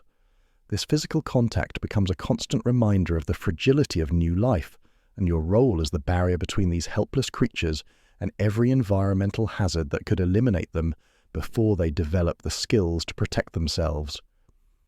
The warmth you provide isn't just comfort, it's essential life support, and the protection you offer isn't just parental care, but active defense against an ecosystem that views small, slow-moving creatures as convenient snack opportunities for anything larger and faster. Offering warmth and protection in the early days of their existence becomes your primary job description, transforming you from an independent predator focused on your own survival into a mobile life support system whose success is now measured by the survival rate of completely dependent offspring. Every decision you make has to account for their needs, every risk you take has to consider their vulnerability, and every day becomes a complex balancing act between meeting your own survival requirements and ensuring that these small creatures live long enough to eventually become large creatures who can handle their own survival requirements. The early days of parenthood involve the kind of round-the-clock responsibility that makes you understand why some animals only reproduce once and then spend the rest of their lives recovering from the experience. You're now operating a biological daycare center where the clients are completely helpless, the hours are 24/7, and the consequences of poor performance include the elimination of your genetic line from the evolutionary record. Months have passed, and now you get to experience the peculiar satisfaction that comes from watching your offspring gradually transform from helpless, squeaking potatoes into slightly more competent versions of yourself. The prideful sensation in your chest isn't the dignified pride of a job well done, but more like the relief of a project manager who somehow managed to keep a team of unpaid interns from accidentally killing themselves while learning basic workplace skills. Each day brings new evidence that these cubs might actually survive to adulthood, assuming they don't find increasingly creative ways to endanger themselves through curiosity, clumsiness, or their apparent belief that everything in the forest is either food or a toy. Watching your cubs grow strong involves the kind of anxious supervision that makes you understand why some animals only reproduce once and spend the rest of their lives recovering from the stress. Every small sign of their future strength is also a reminder of their current vulnerability and your ongoing responsibility to keep them alive, despite their best efforts to explore every dangerous aspect of their environment. They're like tiny, furry disaster magnets who seem drawn to exactly the kinds of situations that could end their story before they've learned enough survival skills to write the next chapter themselves. The physical development you observe in your cubs happens in fits and starts, like watching someone learn to use complicated machinery that they're operating for the first time. One day they can barely walk without falling over, and the next day they're attempting to climb things that are clearly beyond their current skill level, with predictable results involving gravity and your intervention to prevent serious injury. Their muscles develop unevenly, creating brief periods where they're confident in abilities they haven't quite mastered yet, leading to ambitious projects that exceed their current engineering capabilities. Each day shows signs of their future strength in ways that are both encouraging and terrifying, since stronger cubs are more likely to survive, but also more likely to get themselves into situations that require increasingly sophisticated parental rescue operations. Their claws grow sharper, which is good for their eventual survival, but bad for your comfort when they decide to practice their climbing skills on your back. Their teeth become more effective, which helps with food processing, but makes nursing a more challenging experience than it was when they were basically furry vacuum cleaners with no bite strength.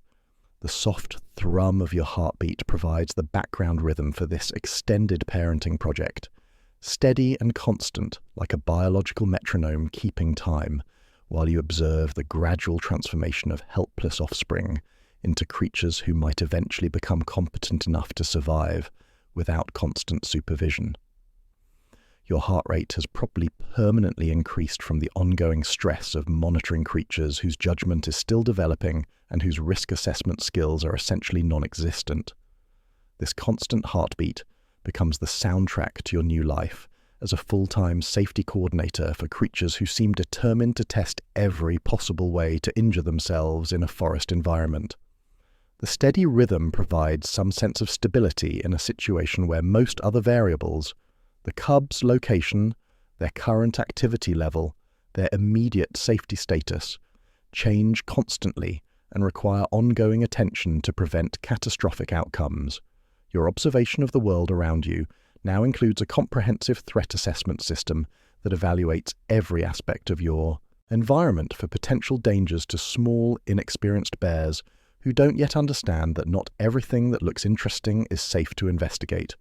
A sense of peace settles over you, not because the dangers have decreased, but because you've developed the kind of hyper-vigilant awareness that comes from being responsible for creatures whose survival depends entirely on your ability to anticipate and prevent problems before they become fatal. This peace isn't relaxation. It's the calm that comes from accepting that your life now revolves around constant risk management and that you've become reasonably good at it. You've learned to read the environment like a safety manual, identifying potential hazards before your cubs encounter them and developing intervention strategies for the inevitable moments when your cubs' curiosity outpaces their judgment. The forest has become less of a home and more of a constantly changing obstacle course that you navigate while shepherding creatures who haven't learned to navigate it themselves. Knowing the cycle continues provides a deep satisfaction that makes the exhausting daily routine of parenthood feel like part of something larger and more meaningful than just keeping yourself alive for another day. Your cubs represent the continuation of your genetic line and the perpetuation of millions of years of evolutionary refinement that led to creatures capable of surviving in this particular environment.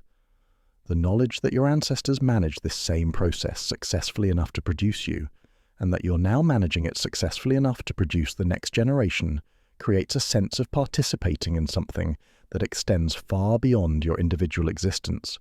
The sensation of the earth beneath your paws takes on new meaning when you realize you're feeling grounded and connected to the land, not just as an individual creature trying to survive, but as a link in a biological chain that connects your cubs to every bear that came before them and every bear that will come after them.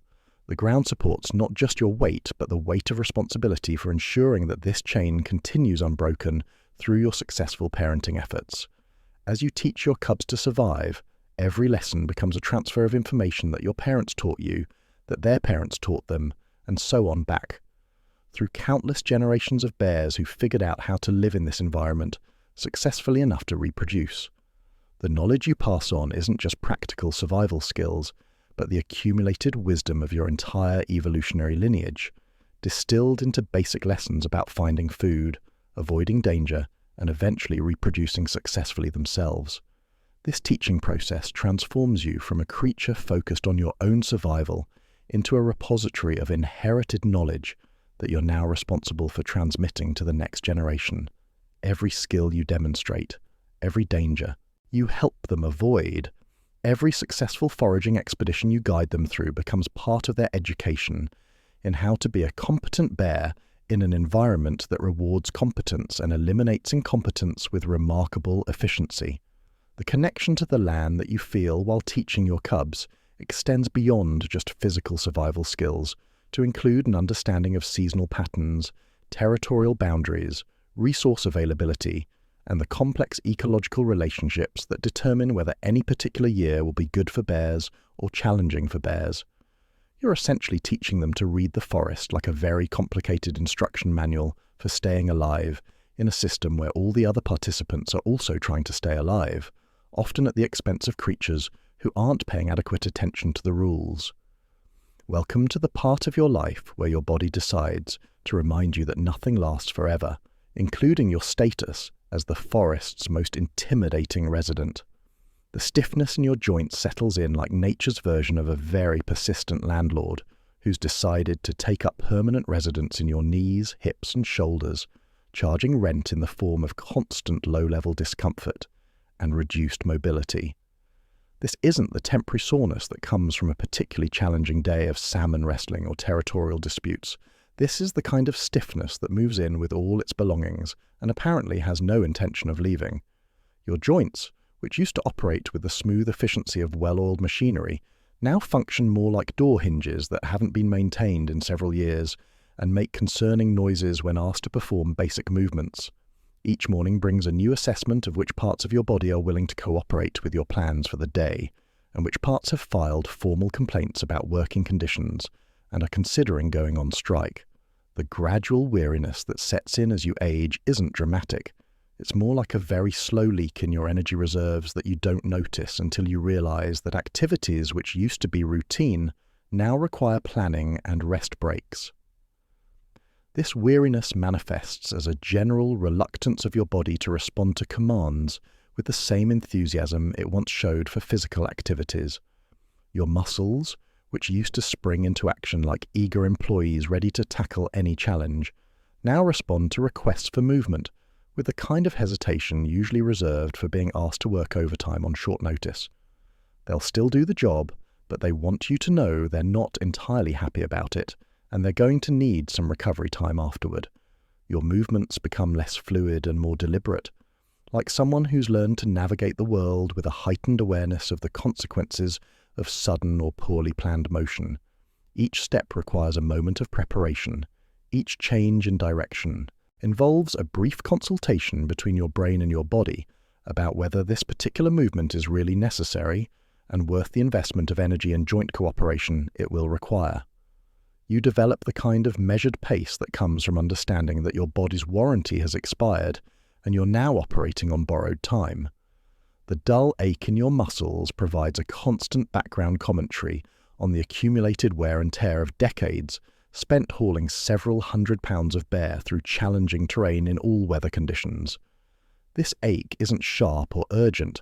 It's more like a persistent reminder that your muscles have been doing their job faithfully for years and are starting to show signs of the kind of fatigue that comes from prolonged use without adequate rest periods or professional maintenance. Your muscles have basically become that reliable old truck that still runs, but makes increasingly concerning noises and requires more frequent repairs to keep operating. They'll still get you where you need to go, but they need more time to warm up in the morning, they don't accelerate as quickly as they used to, and they occasionally make sounds that suggest internal components are wearing out faster than they can be replaced through normal biological processes. This muscular discomfort serves as a reminder that your time as the forest's apex predator is drawing to a close, not through any dramatic defeat or catastrophic injury, but through the simple accumulation of time and the inevitable wear that comes from existing as a large, active creature in an environment that demands constant physical performance. The rhythm of your life remains steady and full, but it's slowing to a more sustainable pace that acknowledges the reality of your changing capabilities. The hazy glow of the setting sun takes on new significance as you age, casting long shadows that serve as a daily reminder of the passage of time and the approaching end of another day in your gradually shortening existence. The warmth of the fading daylight feels more precious now, not just as a source of physical comfort, but as a tangible representation of time itself, each sunset bringing you one day closer to the eventual conclusion of your individual story, while the larger story of bare existence continues without you. Moving more slowly through this golden light isn't just a function of your physical limitations, it's also a recognition that there's value in taking time to observe and appreciate the environment that has been your home for your entire life. The slower pace allows you to notice details that you might have missed when you were focused primarily on the urgent business of survival, territory maintenance, and reproduction. The forest reveals different aspects of itself to creatures who move through it at a more contemplative speed. The fading warmth of each day becomes a metaphor for your own gradual decline, but also a reminder that warmth and energy are cyclical rather than permanent. Just as the sun sets each evening only to rise again the next morning, your individual existence is part of a larger cycle that continues beyond your personal participation in it. The cubs you raised are now adults capable of raising their own cubs, ensuring that the essential characteristics that made your survival possible will continue to exist in the world even after your individual contribution to the gene pool has ended. This daily ritual of watching the sun set, while feeling the gradual slowing of your own biological processes, creates a sense of synchronization between your personal timeline and the larger rhythms of the natural world you inhabit. You're not just aging, you're participating in the same cycle of growth, maturity, decline, and renewal that governs everything from individual trees to entire forest ecosystems. Your aging becomes less of a personal tragedy and more of a natural progression that connects you to every other creature that has ever lived long enough to experience the transition from physical prime to dignified decline. The long shadows that stretch across the forest floor as the sun sets serve as visual representations of the extended influence that your life has had on your environment and your offspring, reaching far beyond your immediate physical presence to touch aspects of the ecosystem that will persist long after your individual story has concluded. The slight tremor in your legs announces itself like your body's version of a diplomatic note, informing you that the structural integrity of your personal transportation system is no longer guaranteed, and that management cannot be held responsible for sudden mechanical failures during routine operations. This isn't the temporary shakiness that comes from overexertion or cold weather.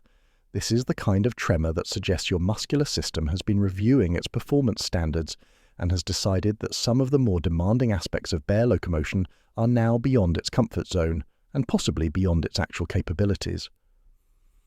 This vulnerability you haven't felt in years settles over you like wearing a jacket made of uncertainty, reminding you that your status as the forest's most formidable resident was always temporary and is now officially under review by the laws of biology and physics.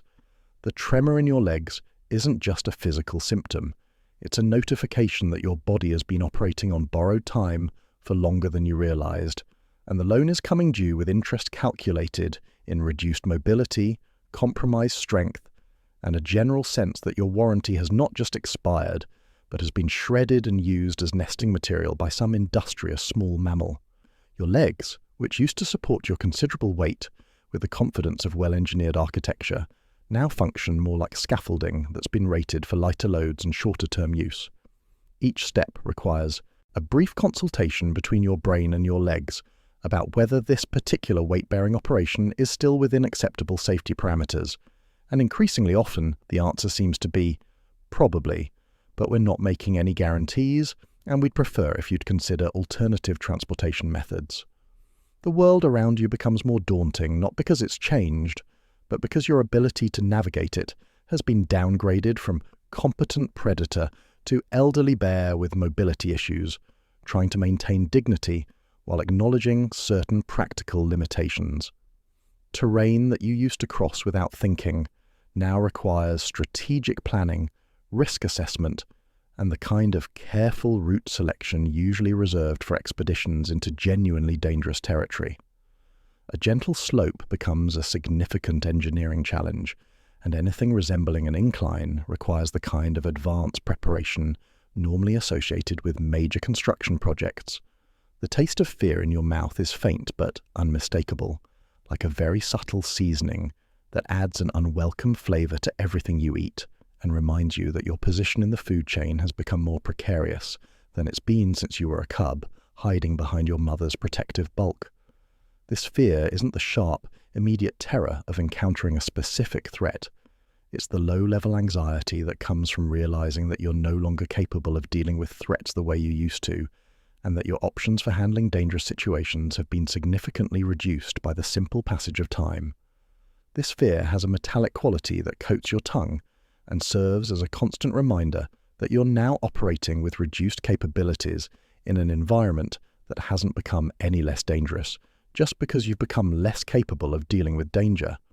Every meal carries the taste of your own mortality, like nature's way of ensuring that you remain aware of your changing circumstances and don't make the kind of overconfident decisions that could result in your story ending more abruptly than the gradual decline you're currently experiencing.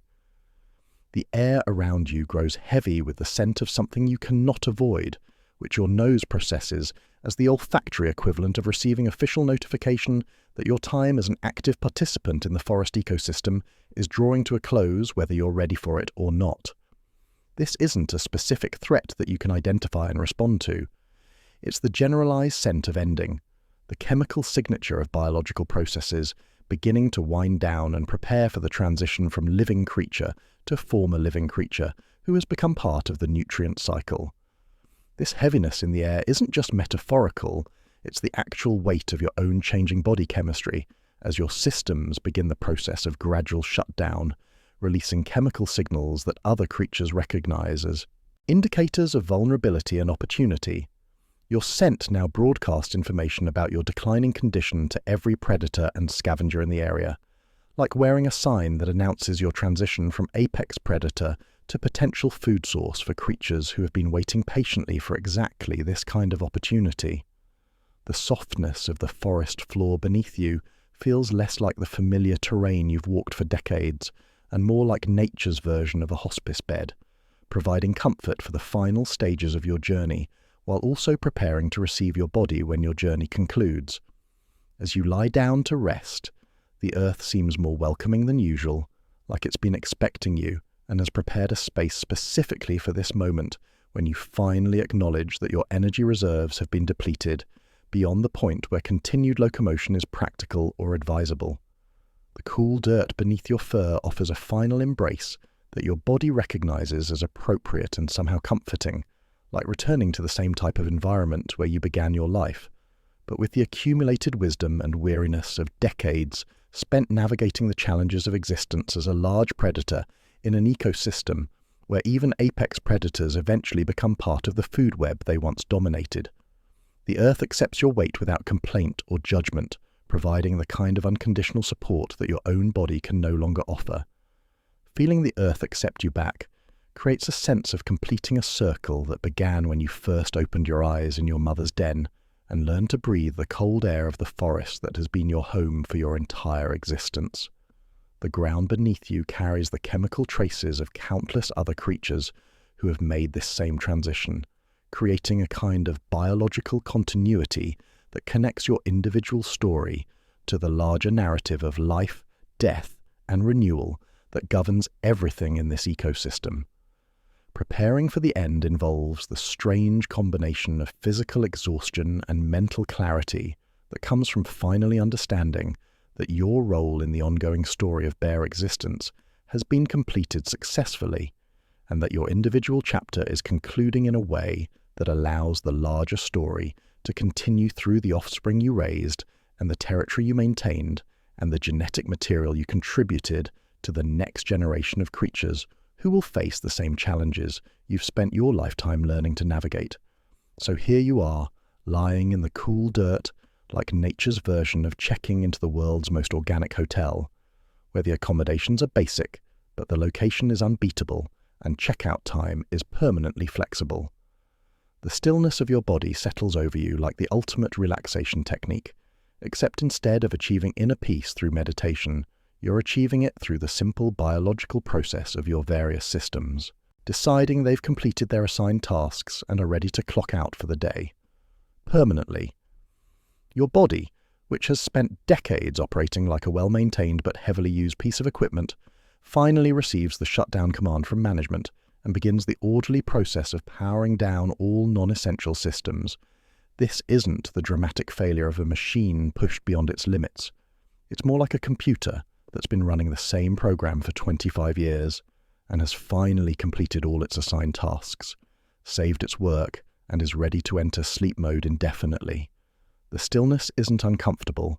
It's actually quite peaceful, like finally being able to rest after completing the world's longest and most demanding job interview, except the job was professional bear, and you've just received notification that your performance was adequate and your services are no longer required. But thank you for your years of dedicated service to the ecosystem, and please enjoy your retirement benefits, which consist mainly of becoming part of the soil composition. As you lie against the cool dirt, the earth beneath you feels less like ground and more like nature's most comprehensive recycling program, ready to process your considerable mass into component materials that will be redistributed throughout the forest ecosystem in ways that ensure your contribution to the ongoing project of life continues long after your individual participation has concluded. The earth has been patient, allowing you to borrow these particular atoms for several decades of bear-related activities, and now it's time to return them so they can be reassigned to other biological projects. The pressure of the earth against your fur creates a sensation of being gradually embraced by the physical foundation of everything you've ever known, like being welcomed home by a friend who's been waiting patiently for your return and is genuinely happy to see you again. This pressure isn't confining, it's supportive, like being held by something that understands exactly what you've been through and wants to make sure you're comfortable while you transition from active participant in the forest ecosystem to passive contributor to its ongoing operations.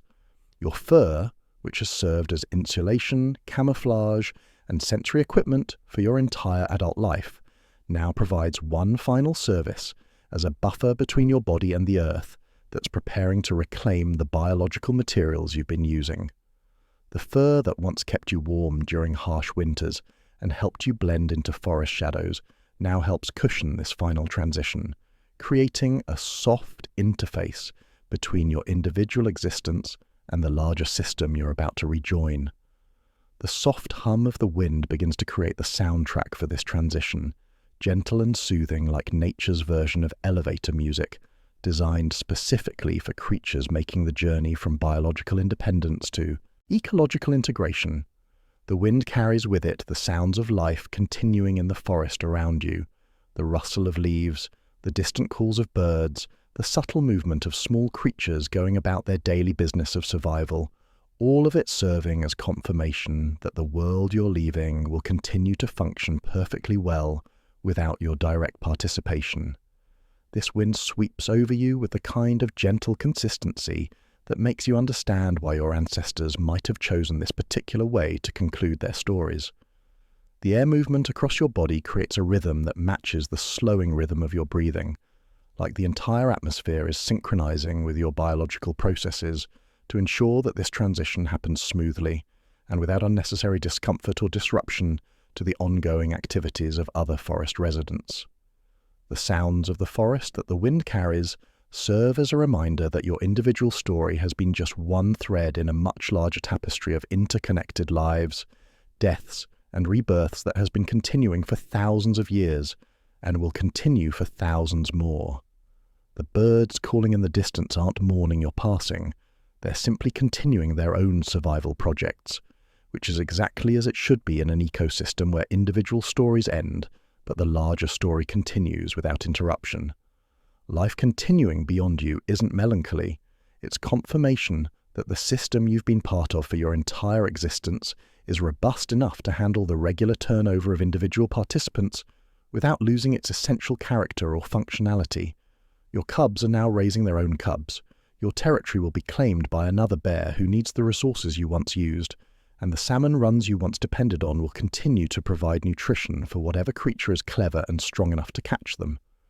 The fading warmth in your limbs creates a sensation like gradually releasing your grip on responsibilities you've carried for decades, letting go of the constant vigilance, the ongoing hunger, the seasonal preparations, the territorial maintenance, and all the other job requirements that came with being a successful apex predator in a competitive ecosystem.